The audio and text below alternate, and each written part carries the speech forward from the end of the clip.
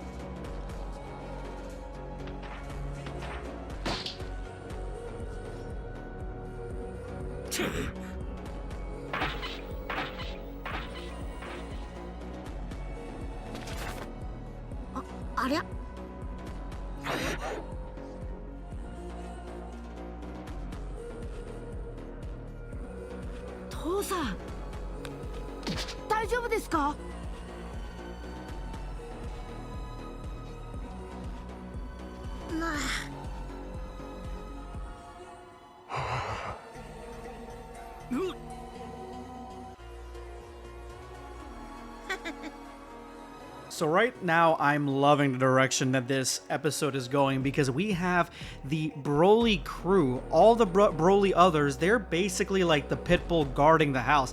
They know that there is another Deadite or another horror outside, which, if you guys don't remember from episodes past, this other is the one that saved Gohan. It is a Piccolo Deadbite or horror that decided to change his programming and help our heroes. So he brought Gohan over to his dad's house, or Broly's house more specifically, and now we have the confrontation between both of them, which I think it's really interesting to see Broly just be that protective over everybody in the house and have Piccolo be the exact same way. I'm glad that there are other types of others that are far more or far less evil and far more understanding when it comes to their role that they're playing, and they're actually not that bad. And this extremely short introduction to both of them meeting each other is something that shows us exactly which direction this is going to go, and that is that these others are going to help them defeat the various other evil ones that,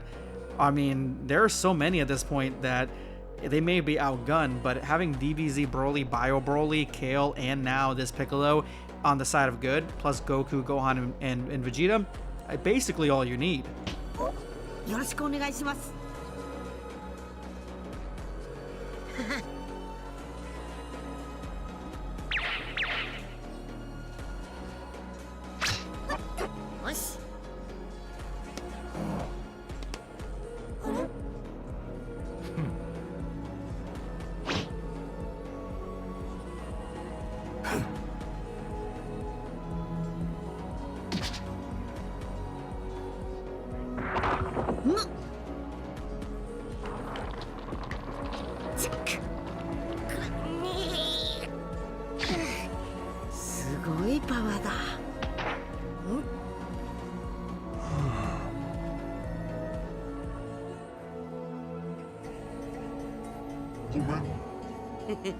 大丈夫。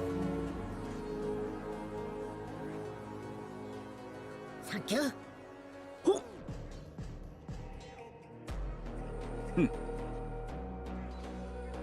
ベジータさん。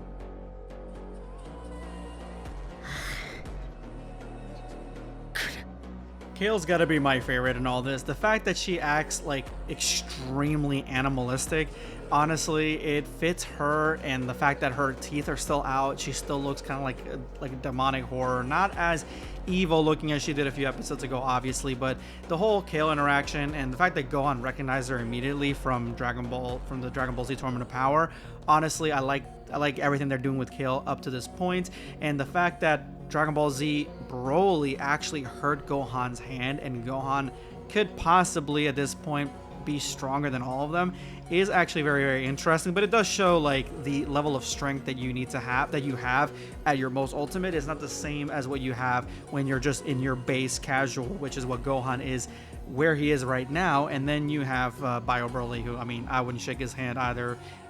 Don't exactly know what he's got, what his skin is actually made out of, honestly. But I like that we got everybody catching up with each other for the most part. I was half expecting Vegeta to be more broken up because he did lose Bulma, but I mean, he's as much as we can possibly imagine Vegeta to be like realistically.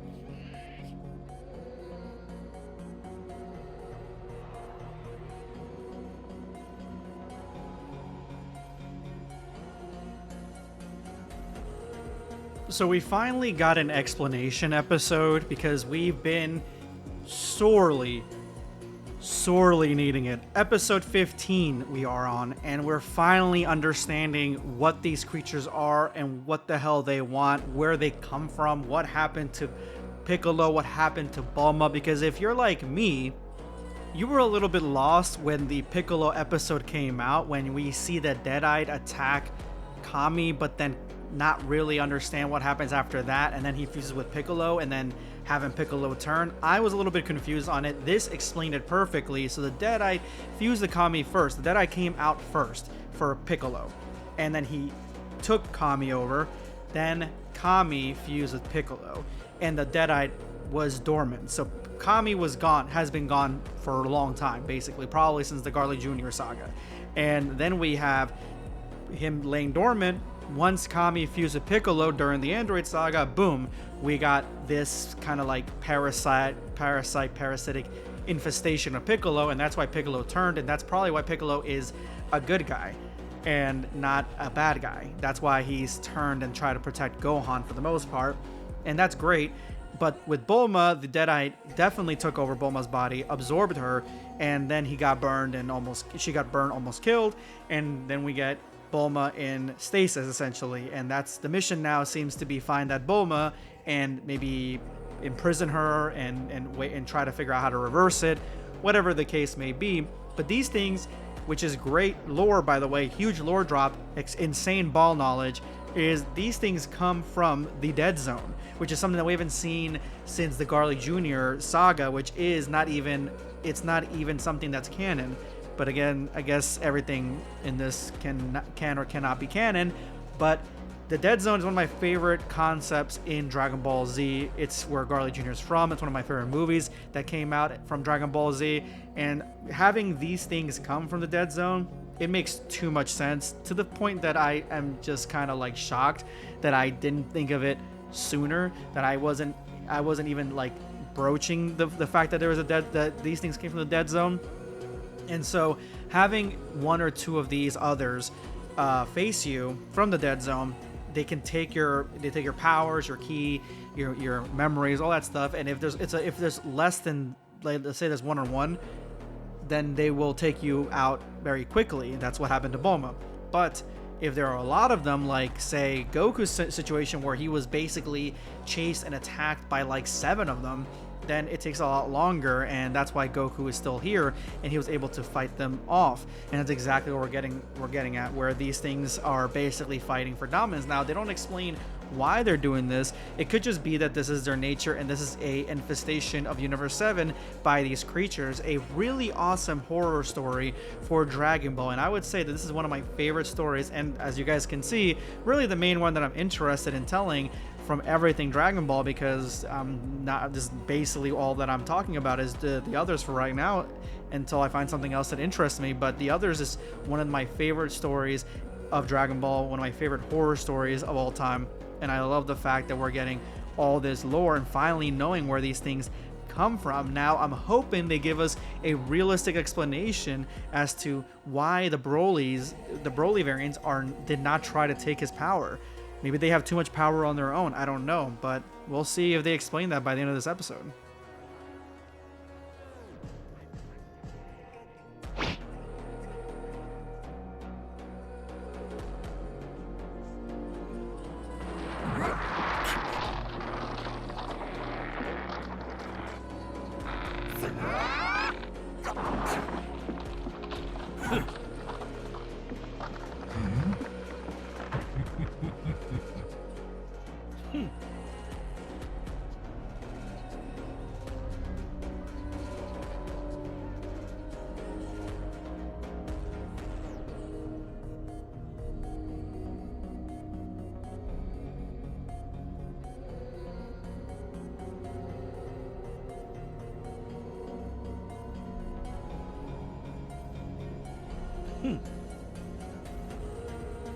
Vegeta!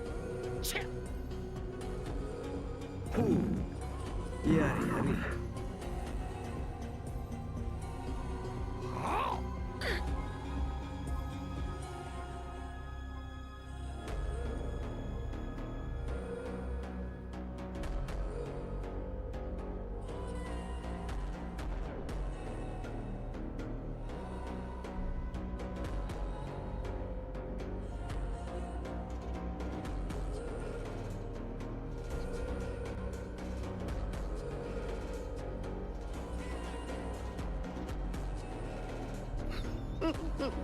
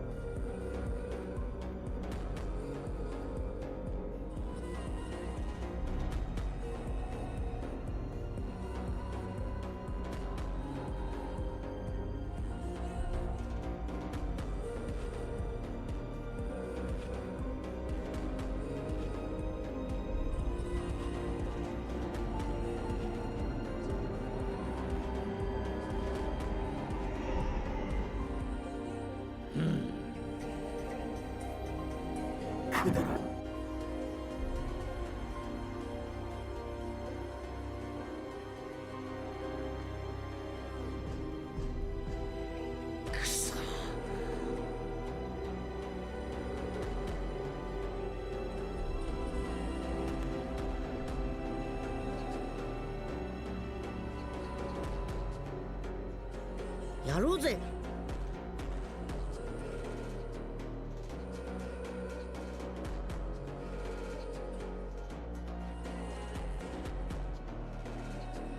So the only explanation that we got about Broly and the fact that all his Deadites are not taking over his life is because some of them have different personalities and different missions, and it doesn't seem like any of the Broly's mission is to kill Broly. It looks like they're just goofing around essentially, so that is interesting. Not much of an explanation. I would have liked a little bit more of an explanation, to be honest with you, but we get what we get and we don't get upset. This is a really, really good episode so far. Now we're on the track to save everybody else, find the Bulma other and make sure she doesn't die. And at the same time, I would imagine that the first place that people are going to strike, or these guys are going to strike, is more likely the Vegeta others. So that way, possibly, maybe, Vegeta gets his powers back. Because if Vegeta gets his powers back and he gets Spirit Fission back, then that Spirit Fission could be used, hypothetically, to remove all the others from everybody else. Or just send them back to the Death Zone, which is also something that they probably need to do. So there's a lot of different ways that this specifically could go. I don't really know exactly which way would be the best, because it's still one of these shows that is not so clear as to the direction that they're going. Every single episode has almost like a cliffhanger. They have different variations of things that can happen. This is probably the strongest focused story since the Gohan stuff that we've gotten so far, because everything else has been just kind of like a meme that happened a couple years ago, and that's the direction that this creator Kinzo Kumare has been doing, but has been going. But it looks like we're going to be heading toward different directions, and it looks like the longer that one of these others stays in the real world, the more empathetic they get to life. And I guess the Piccolo one was probably the one that was affected the most, because he has been dormant inside Piccolo this entire time. But let me know what you guys think of this episode, and I'll see you guys on the next one. Subscribe for more content.